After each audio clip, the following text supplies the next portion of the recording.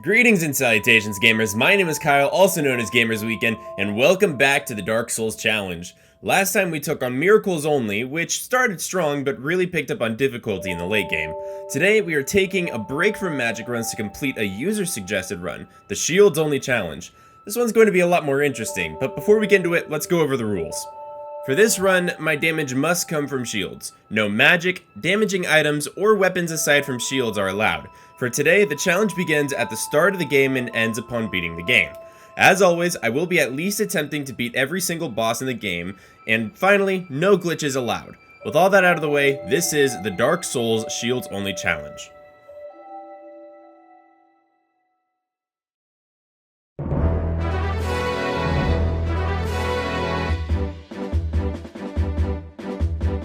We name our character Naofumi this run, after the main character of Rise of the Shield Hero, and pick the Knight class. I'm not much of an expert on using shields as a weapon, but the kite shield the Knight starts with seems like a good start, and I want the added poise from the Knight's armor early game.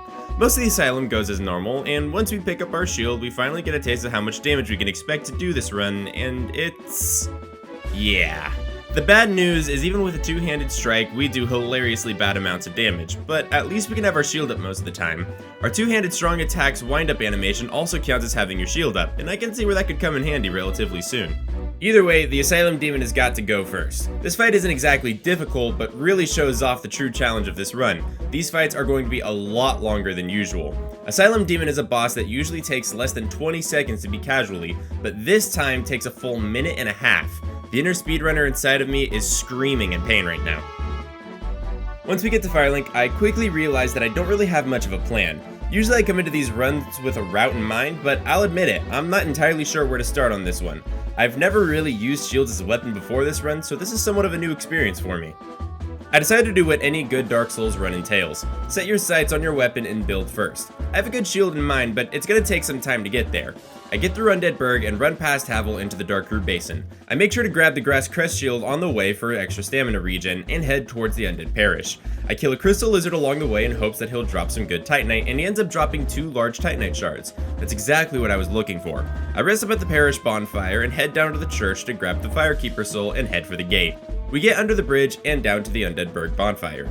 For those of you who saw my last run, this may seem familiar. To make it to my weapon of choice, I need to kill a boss, but right now I hit about as hard as a wet noodle. So I decided to grind for souls using the Dragon Bridge method so I can buy Titanite upgrades for my shield. I explained it more in depth in my last run, but basically the dragon on the bridge can be baited into killing the hollows, which makes for efficient early game soul farming. After we've got enough souls, we head back to Andre and upgrade our shield to a +5. This is about the best we can get at the moment, so let's start clearing up some bosses. Before we go after the Taurus Demon, I want to make sure I kill another Crystal Lizard for the chances at Titanite and get no normal Titanite. I'm hoping this isn't an indicator for my luck to come. The damage on our shield, despite it being upgraded, is still abysmal. Usually for Taurus Demon, most people would want to plunging attack him from the tower, but shields count as non-weapons. Any item that counts as a non-weapon cannot land critical strikes, which includes backstabbing, riposting, or plunging attacks. This means Taurus Demon takes even longer to kill, making this a nearly 3-minute long fight, which doesn't sound like much, but 3 minutes in Dark Souls is a lot longer than you think it is. This last fight really highlights my goal for this challenge. I need to get as many upgrades as possible and fast. I have a feeling that once our damage starts scaling upwards, we'll have a much easier time, but for now, this early game is going to be super rough. With eyes set on getting past the Flimsy Noodle stage, I think my next clear goal is the Depths. That of course means next up is Capra Demon. I've got a strategy in mind for this fight though.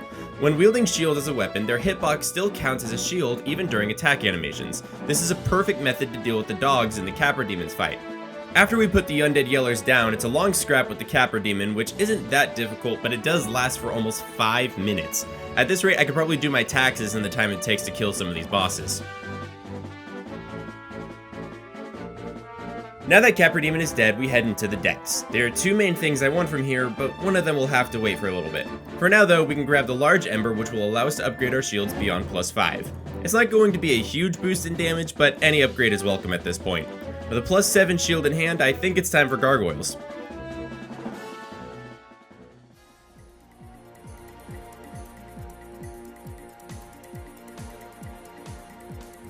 Any fight that takes a long time and involves 2 enemies isn't going to be a good time, and this fight is no exception. Just like most gargoyle fights, waiting for the gargoyles to breathe fire is our best chance to attack. We can also use the elevation differences of the roof to help avoid some attacks, but not all of them.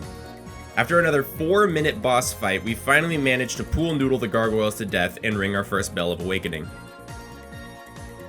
The real reason I wanted to go to gargoyles was to get my hands on a bit more humanity, and now that I have it, it's time for another trip down into the depths. I rest up at the bonfire to become human and head towards the tunnels. I go ahead and activate 10 humanity to increase my Atom Discovery and fight Kirk. This guy has a chance to drop both his sword and his shield every time you beat him, but every encounter with him is locked behind a boss.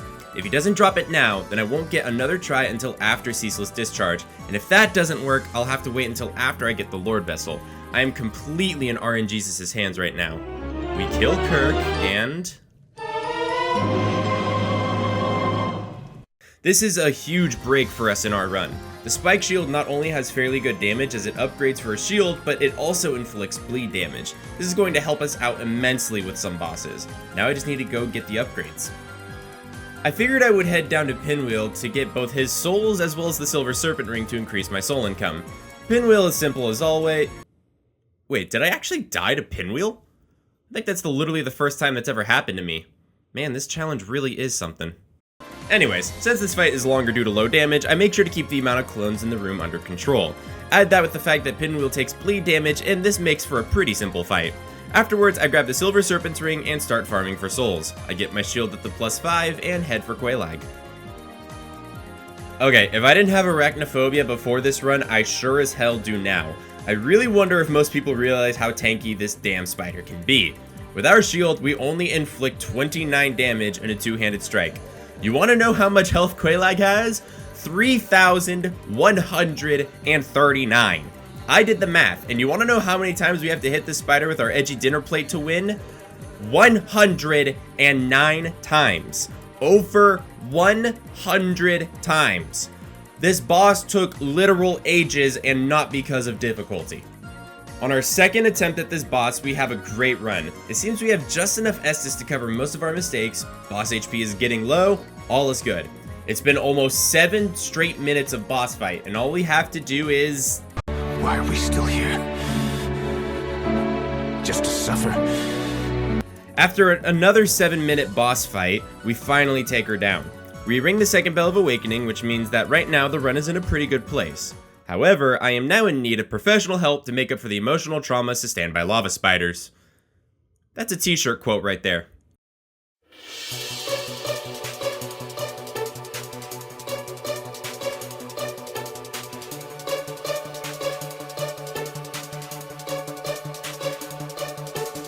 Sen's Fortress is going to be a huge point of growth for us. The climb to the top is nothing special, but what is special is the amount of large Titanite here.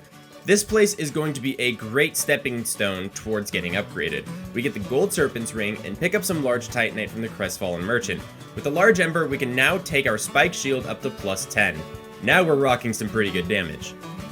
I decided to take out Moonlight Butterfly to cross another boss off the list and to get some extra souls. This thing is actually starting to feel like a real weapon now. It takes a few phases, but we do manage to take out the butterfly quicker than expected.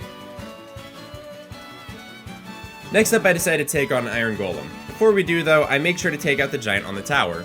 It'll make the fight easier, but I'm honestly more interested in the Titanite chunk he drops. The Iron Golem fight does go on for a while, but surprisingly we can knock the Iron Golem down with our shield. I honestly thought that wasn't going to happen, but I'm happy to be proven wrong at this point. With Iron Golem getting knocked prone, we get a ton of free damage in and the boss goes down fairly easily. After Iron Golem goes down, I decide to kill the hidden giant in Sen's Fortress for the Titanite chunk. While I was in the area, I figured I might as well open up Anor Londo. Things go mostly as usual, nothing really special, and I head back to the demons to take me to Sen's Fortress. I'm gonna get as beefy as possible before I go after the Londo bros. My next stop is New Londo Ruins. There's 2 main things I want to get from here, but first I need to drain the water. Things get a bit complicated around the ghost house, but regardless, we get the key and open the floodgates. Now that that's over, we can get to business. First off, we want the very large ember so we can upgrade to a +15 weapon. In order to do that though, we're going to need Titanite chunks and a slab. Both are pretty easy to come by though. With the Titanite chunks we grabbed from Sen's Fortress, we're already well on our way. We go ahead and grab a few more from chests in the ruins and use the Gold Serpent's Ring to help us get 1 more from the Dark Rates. After that, we backtrack to Undead Burg to take out the Black Knight for another chunk, and finally to the Parish Tower for the last Black Knight chunk. All that's left is the slab, but I know a certain stray demon that drops one. Let's kill 2 birds with 1 stone, shall we? Get it? 1 stone? Because we're using a bird to get a rock. You know, I'm just gonna see myself out. The strat, as always, is to get behind old Thunder Thighs and start pounding with our dinner plate of death. Stray Demon is usually pretty tanky, but we deal fairly good damage added on top of the bleeding damage, so this makes this fight an easy win. One more boss off the list, and more importantly, we get the Titanite slab, which will allow us to max out the upgrade on our shield. I went ahead and grabbed the Peculiar Doll while I was down here as well. My shield may be fully upgraded, but its damage is far from capped. One of the great things about the Spike Shield at plus 15 is it scales with Dexterity at a B rating, which means that its damage goes up by a pretty good margin as we level up Dexterity. So throughout the rest of the run, we're going to keep putting points into Dex in order to continuously scale up our damage. Now that we have a plus 15 shield, let's test it out. We head down to the depths for a final time in order to dispose of the Gaping Dragon. Our damage is finally looking pretty good. Sure, it is an early game boss, but at least it's better than the garbage we had earlier in the run. Gaping Dragon goes down without a hitch.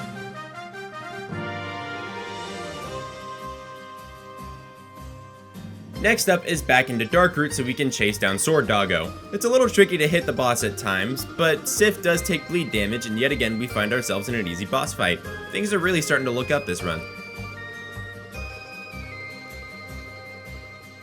I took some time to consider where I wanted to go next, and I settled on 4 Kings. I say it in every video, but 4 Kings is a DPS test, and I'm fairly confident we'll pass it at this point. We don't do amazing damage, but with some good stamina management and proper movement, we can actually get through the Kings fairly easily. We haven't quite gotten the Lord Vessel yet, but we can already scratch 1 Lord Soul off our list. Let's keep this pain train rolling and head to the Painted Worlds. Priscilla doesn't sound like on paper she's going to be any worse than usual, but it's not as one-dimensional as it may seem. The shield has a very small hitbox, which makes hitting Priscilla fairly difficult. It takes some time, but eventually we do catch her enough times to break her shroud. From here on out, it's easy pickings, and we cross another boss off the list. I think it's finally time we take on the Londo Slam Jams. This fight is very reminiscent of standard ONS melee fights. It actually doesn't carry on for nearly as long as I expected, and goes a bit easier than expected as well. The good news is Smoth is fairly weak against bleed damage, so once it becomes one-on-one, this fight becomes really simple.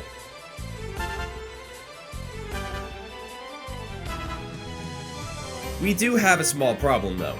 I need to kill Gwendolyn, but I'm far too lazy to go into the catacombs to get the Dark Moon Seance Ring in order to open up his tomb. However, we can't kill Guinevere with shields because they're not ranged. Yet. Using souls from Ornstein and Smoth, we can purchase the Titanite we need to create a plus 10 shield from the Giant Blacksmith. Then we can upgrade our old Kite Shield using the Butterfly Soul and create the Crystal Ring Shield, which has a ranged special attack. With this ranged special attack, we can officially snipe Lady McBoobs in order to make Anor Londo dark. And with that, ladies and gentlemen, is the most effort you will ever see someone putting into killing Guinevere.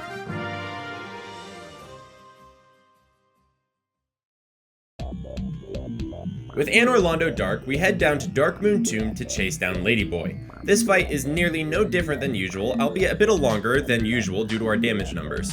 That's another boss off our list, and while we're at it, we'll go ahead and place the Lord Vessel. Fully upgraded shield and dexterity is starting to really ramp up our numbers. I think we're in an excellent spot, so let's take out Nito. With the stone armor, we take little damage, so we're in the clear. As long as we don't take too much bleed damage or inflicted with toxic, this fight is pretty easy sauce. That's Lord Soul 2 of 4.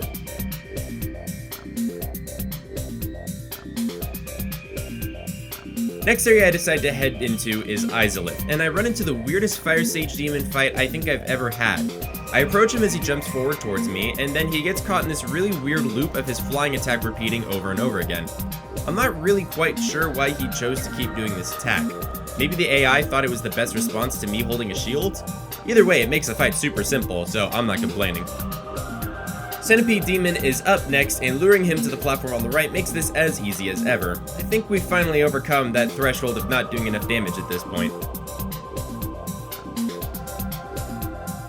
The next Lord Soul on our list is the Bed of Chaos, and at this point you would think I would have enough practice with this fight that it should go off without a hitch. Left side first, we've got no issues. Save and quit to reset the fight, and now the right. This side is safer, so we should... Never before have I despised the plant as much as you disgusting motherfucker! Right orb down, middle dead. Can I please leave now? I want to unlock the DLC next, but we face the issue of the Hydra. It's fairly difficult to kill the Hydra due to the fact that one of the heads is hard to reach for us. Thankfully, with the Crystal Ring Shield, we have the range we need to put it down and eventually free Dusk. With that out of the way, we can grab the Broken Pendant in the Duke's Archives and head to Izalith. First up in the DLC is the Sanctuary Guardian. I wasn't quite sure how well this was going to work with our small hitbox, but it didn't seem to be too much of a problem. A patient fight led to us taking down this boss on the first try.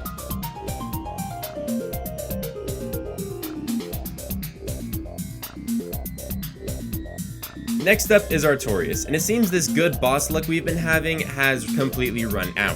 Artorias is already great at dodging, and the small hitbox of the shield really makes this fight more difficult than it may seem. Not to mention Artorias is obnoxiously tanky and hits like a truck.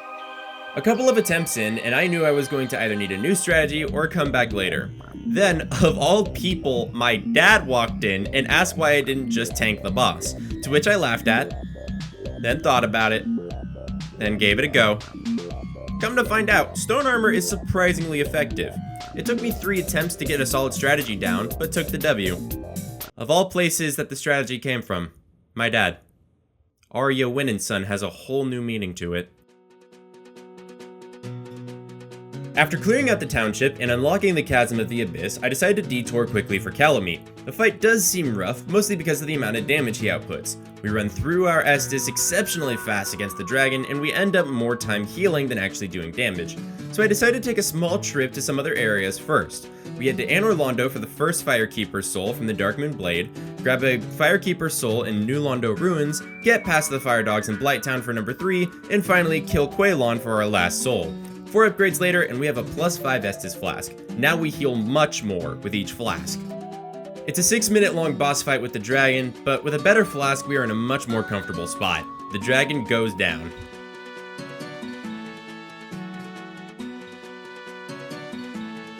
Three bosses left on our list, and for once I'm not that worried about Manus. Sure, our damage output isn't very great, but at least we don't have limited spell cast or have to sit at 2 HP the whole fight like last run. The fight goes on for about 5 minutes before we finally take the Father of the Abyss down. Only 2 left. First off is Seath. Longer boss fights against Seath are obviously more dangerous due to the fact that he has more time to stack Curse on you, which is an instant kill. Thankfully, with the Maiden's Robes from the prison, we have fairly good resistance to Curse, and once you know how to fight this boss, his attacks aren't very hard to predict. This fight isn't particularly long, less than 2 minutes in fact. Last on the list is Gwyn, and last run I think we put together a pretty solid strategy for him. Using some Elizabeth mushrooms from Izalith in conjunction with the stone armor means Gwyn is going to have a really tough time killing us. The fight lasts barely over a minute, but eventually we dinner plate the god to death. And with that defeat, we have officially killed every single boss in Dark Souls using only shields. This challenge was actually really fun. It was pretty difficult in the beginning, but really lightened up towards the second half thanks to the increase in scaling from a fully upgraded weapon. Thanks again to Arcane Manicore for the suggested run. And speaking of which, if you have an idea for a run that you want to see, let me know in the comments below. I'm open to try out some pretty wacky stuff, and I've got some more planned in the future, so give me some good ideas. Give me some wacky ideas. Give me some ideas that are absolutely crazy. Let's see what you guys can come up with. Speaking of which, next week we are finishing up the magic runs with the Dark Souls Pyromancy Only Challenge. And trust me when I say, you are not going to want to miss that one. It's going to be a real doozy of a challenge.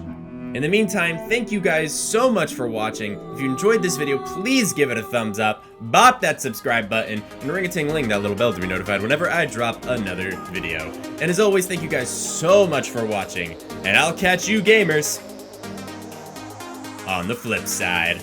Later!